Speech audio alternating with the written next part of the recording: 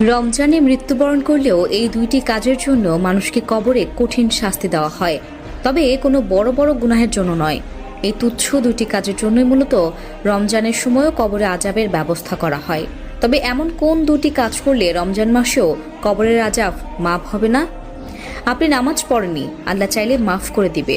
আপনি হয়তো রোজা রাখতে পারেননি, আল্লাহ চাইলে ক্ষমা করে দিবে। হজ করতে পারেননি, আল্লাহ চাইলে মাফ করে দিবে। তবে এমন দুটি কাজ আছে যে দুটি কাজের জন্য মূলত কবরে কঠিন শাস্তির আয়োজন করা হয়।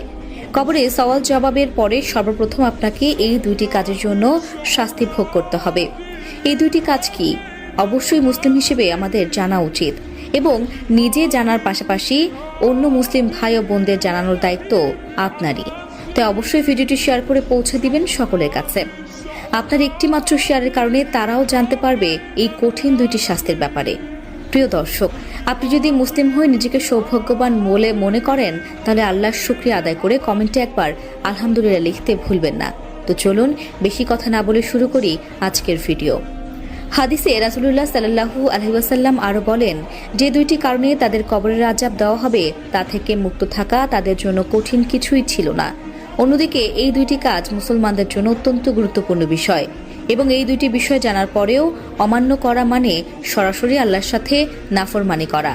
তাই প্রত্যেক মুসলিম নরনারীর জন্য এই বিষয়টি খুবই হালকা নজরে দেখার কোনো সুযোগ নেই। বস্তুত পবিত্রতা ইমানের অঙ্গ। মুমিন ব্যক্তিরা সবসময় পবিত্রতা পছন্দ করে। এক্ষেত্রে মুমিন ব্যক্তি সর্বোচ্চ চেষ্টা করে যাতে এই দুটি